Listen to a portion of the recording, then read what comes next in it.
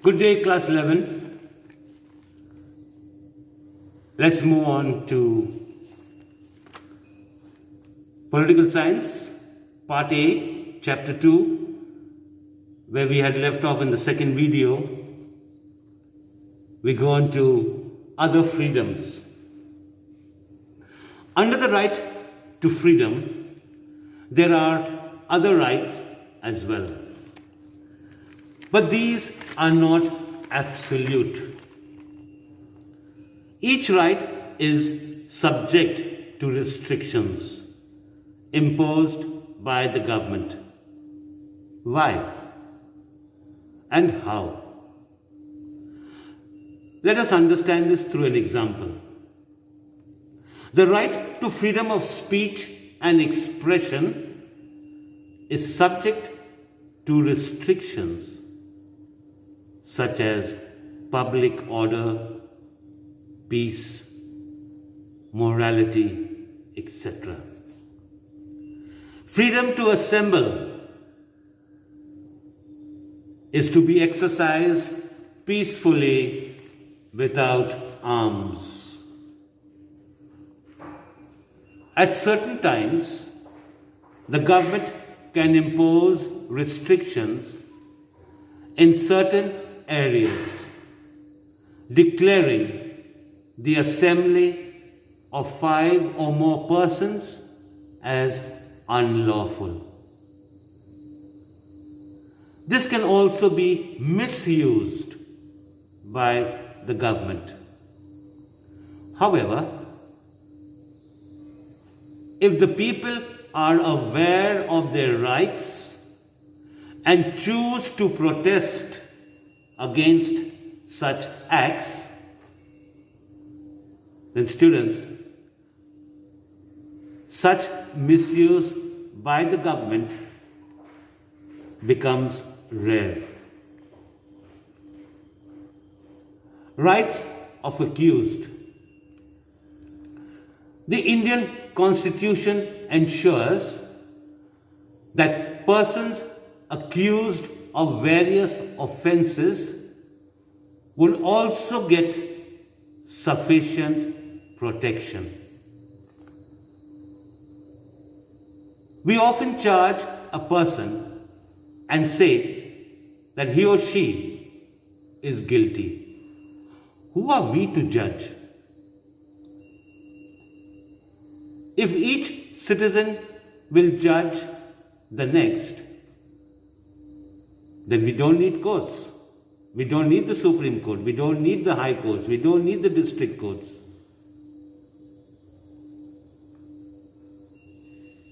Remember, no one is guilty until and unless the court has found that person guilty of an offense. Only the court, make a note, only the court can declare a person guilty of an offense. That also if there are all the clues and evidences that point out that that particular person has done or committed a crime or offense, and therefore the court will judge that person to be guilty. Any person accused of any crime should get adequate opportunity to defend himself or herself to ensure fair trial in courts. The Constitution has provided 3 rights. No person would be punished for the same offense more than once. Number 2, no law shall declare any action as illegal from a back date. Number 3, no person shall be asked to give evidence against himself or herself.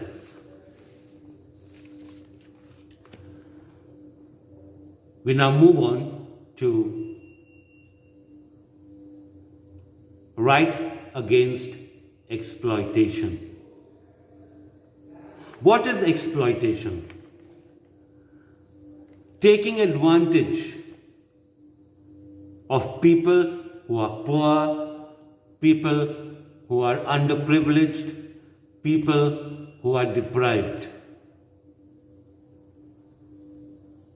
And who takes the advantage? Are the rich, the powerful, and the influential. It says in our country, there are millions who are poor, underprivileged, and deprived. These people may be subjected to exploitation by others. Example, beggar, also called forced labor without payment. That is one form. Another form of exploitation is buying and selling of human beings and using them as slaves. These two forms are prohibited by our Constitution. What is forced labor? Who implemented this? Forced labor is a person who is forced to work in a person's place or land due to non-payment of a loan. Remember, if you have read history, Indian history, you will come to know that this was a very regular feature in most rural areas, where peasants would take loans from moneylenders, from zamindars, and if they could not pay back,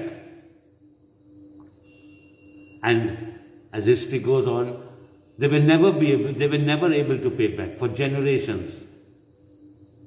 And that's how their land passed into the hands of the zamindars. And they became landless laborers, and if they could not pay back the loan, they became forced laborers. So that is called forced labor. Because they could not pay back the loans, they had to work in the place or the land of the person from whom they had taken the loans. Who imposed this? Who implemented this? This forced labor was implemented or imposed by landlords, moneylenders, and other wealthy people in the past. Remember, some forms of bonded labor still remain, like in brick kilns. But this has now been declared a crime and it is punishable. Child labor is another form of exploitation. According to the Constitution of India, the employment of children below the age of 14 years in dangerous jobs like factories and mines is forbidden.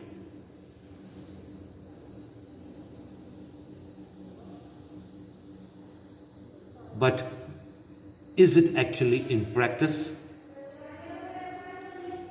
No.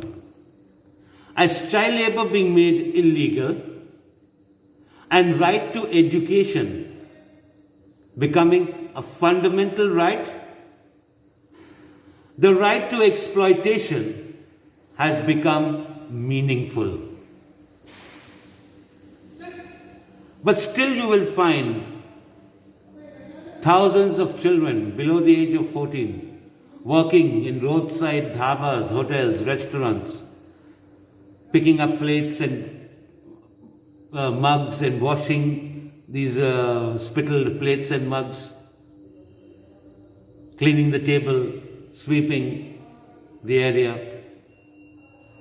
Sometimes they work in our houses as domestic servants, work in shops. So, how far is child labor eradicated from India? We come to the next part. It says, the right to freedom of religion. India is a land of many religions, customs, traditions, and languages. The famous thought of India to be a land where there is unity in diversity.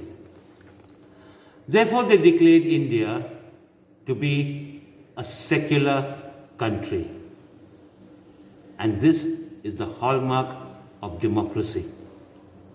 We have read earlier how people left their homeland and migrated to different countries to escape religious persecution. Why were they persecuted?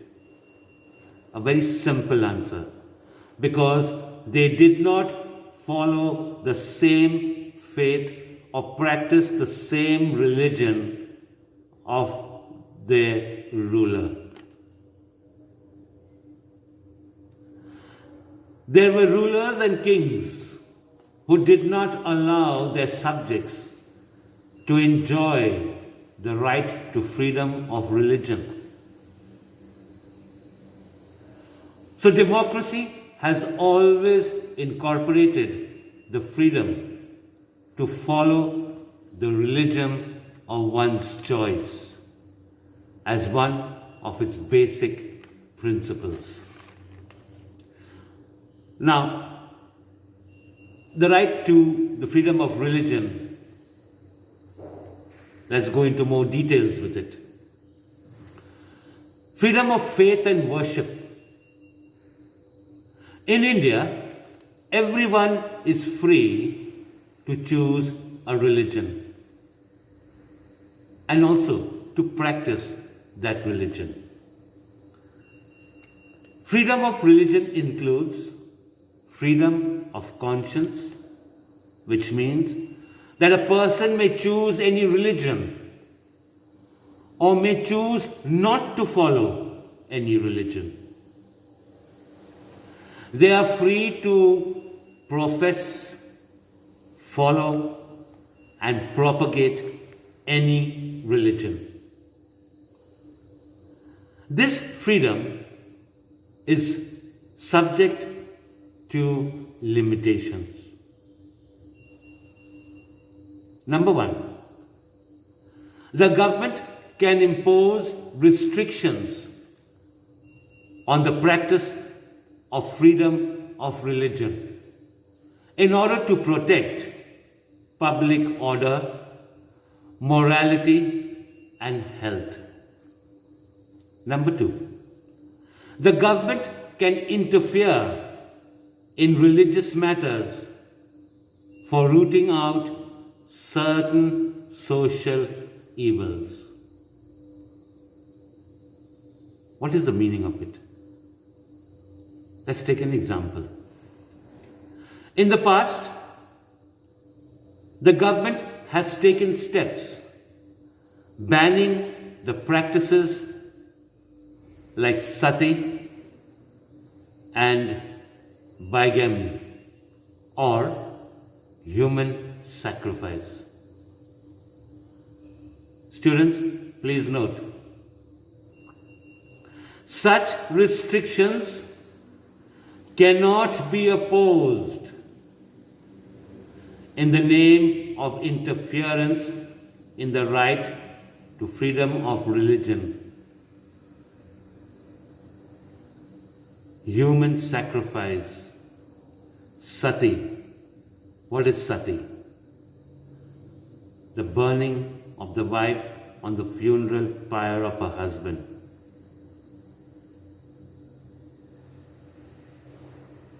It was against the government or the constitution declared this as a practice which was against society. Human sacrifices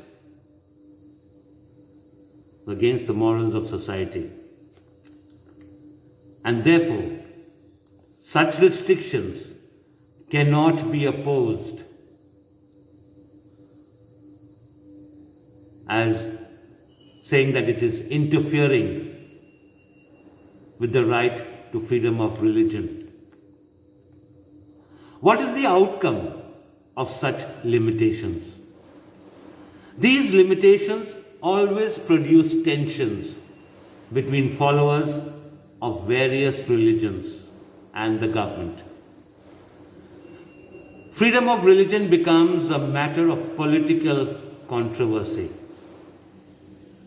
The Constitution has guaranteed the right to propagate one's religion. Persuading people to convert from one religion to another. Some people are against this on the ground that these are based on intimidation and inducement. To go against, intimidate means to go against another religion. Inducement means giving them certain facilities. Jobs, education, free education, jobs, money, etc., if they follow that particular religion. But the Constitution does not allow forcible conversions.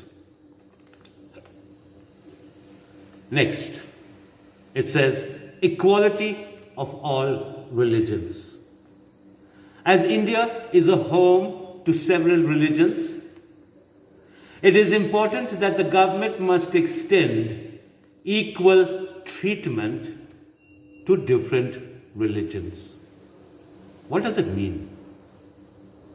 It means that the government will not favor any particular religion. In fact, India has no official religion.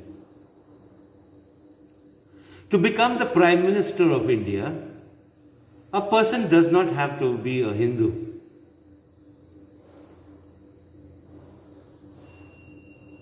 A person to become the President does not have to belong to a particular religion. The government shall not discriminate on the basis of religion in giving employment. The institutions run by the state will not preach any religion or give religious education, nor will they favor persons of any religion. I'll repeat. To become the Prime Minister or the President, one does not have to belong to any particular religion. It further states that the government shall not discriminate on the basis of religion in giving employment. The institutions run by the state will not preach any religion nor give religious education, nor will they favor persons of any religion. What is the objective of these provisions? The objective is to sustain and nurture the principle of secularism. Because the Constitution states that India is a secular country. Let us proceed further to cultural and educational rights. The Indian society has vast diversity. We have read that earlier. In such a society, there would be social sections which are in minority as compared to the majority. So, the question arises, will the minority have to adopt the culture of the majority? The answer is in the Constitution of India. Our Constitution believes that diversity is our strength. So, minorities have been given the right to maintain their culture. Minority status does not depend on religion. There are also linguistic and cultural minorities. So now the question comes up is, who are actually minorities? Minorities are groups that have common language or religion in a particular part of the country or in the country as a whole. They are outnumbered by some other social sections. These communities have a culture, a language, and script of their own. Therefore, they have the right to conserve and develop these. The Constitution further states that all minorities, in fact, religious or linguistic groups can set up their own educational institutions in order to preserve and develop their own culture.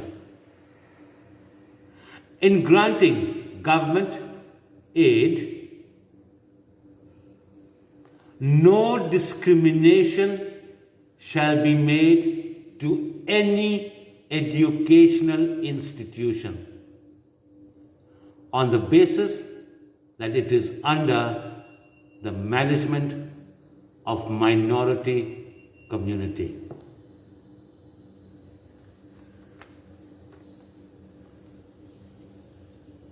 We have come perhaps to the most important right given to us by our Constitution. Right to constitutional remedies. Our Constitution contains a very impressive list of fundamental rights. But writing them down isn't enough. There has to be a way by which they could be realized in practice, defended against any attack. The means have been provided. The right to constitutional remedies. Dr. Ambedkar expressed this right as the heart and soul of the Constitution. Why is this right given such importance? It is given such importance because this right gives the citizens the right to approach the High Court or the Supreme Court to get any of the fundamental rights restored. Meaning, if the fundamental rights of the citizens are violated, this right, the right to constitutional remedies, gives the right to the citizens to approach either the Supreme Court or the High Court to restore fundamental rights. The Supreme Court or the High Courts can issue orders or give directives to the government for the enforcement of rights.